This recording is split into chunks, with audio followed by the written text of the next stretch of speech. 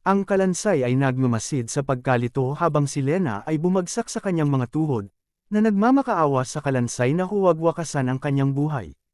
Ipinakilala niya ang kanyang sarili bilang miyembro ng TNT Guild, na may mga tungkuling sumasaklaw sa pagpatay, pagnanakaw, at especially iya.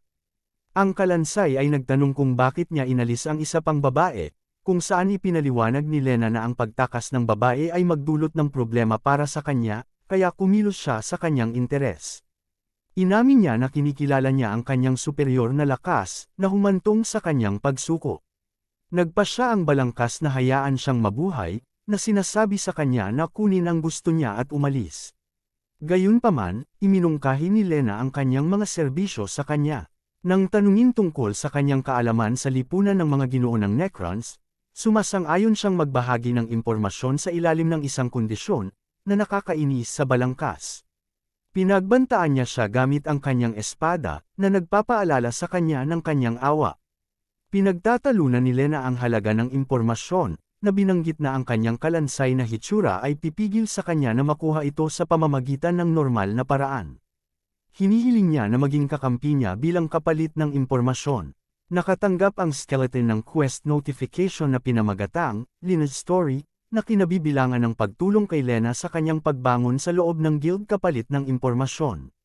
Siya ay nagbabala tungkol sa kanyang potensyal na pagtataksil. Nangako si Lena na magbibigay ng katalinuhan at tutulong sa kanyang pagsasanay. Sa kabila ng kanyang kawalan ng tiwala, na pinatunayan ng isang nagbabantang kilos, tiniyak ni Lena sa kanya ang kanyang kakaibang pananaw, pakiramdam na higit na nakahanay sa kanya kaysa sa mga taong nakikita siya bilang isang bagay lamang. Nagbabahagi siya ng mga detalye tungkol sa lipunan ng mga ginoo ng Necrons, isang underground network na sangkot sa iba't ibang ilegal na aktibidad para kumita. Inamin ni Lena ang kanyang limitadong kaalaman, na binibigyang diin ang pangangailangang umakyat sa loob ng guild para sa karagdagang impormasyon.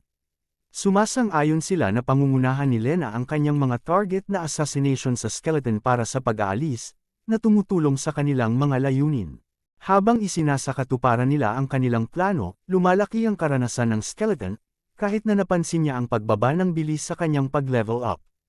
Itinatampok ni Lena ang mga krimen ng kanilang mga biktima, na nagbibigay katwiran sa kanilang mga aksyon.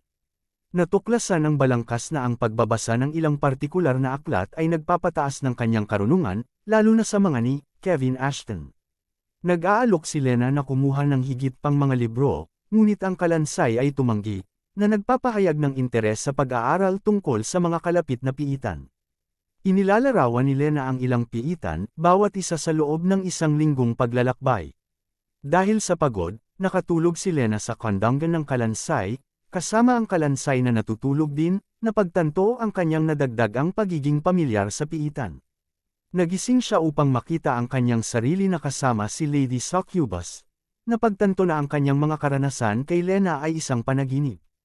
Gayunpaman, siya ay talagang natutulog sa piitan, nangangarap na makasama si Lady Succubus. Si Lena, na hindi mahanap ang balangkas, ay lumabas sa piitan at nakatagpo ng mga sundalong naghahanda upang imbestigahan ang Channel House of Spirits. Nagkomento si Lady Succubus sa katalinuhan ni Lena, na kinukwestiyon ang intensyon ng balangkas sa kanya. Ang isang alerto ng isang nanghihimasok ay nag-udyok sa balangkas upang ipagtanggol si Lady Succubus. Sa totoo lang, nagmamadaling bumalik si Lena upang bigyan ng babala ang balangkas ng paparating na banta, ngunit inatake niya siya sa ilalim ng impluwensya ng spell. Huli na para iwasan ang mga palaso ng mga sundalo, dahil sinimulan na nila ang kanilang pag-atake. Kung nasiyahan ka sa aming recap, pindutin ang like button at mag-subscribe para sa higit pa. Pindutin ang bell para sa mga notification para hindi mo makaligtaan ang aming susunod na anime recap breakdown. Ibahagi ang pagmamahal sa kapwa senpai at panatilihin nating buhay ang espiritu ng anime. Hanggang sa susunod, manatiling nakatutok.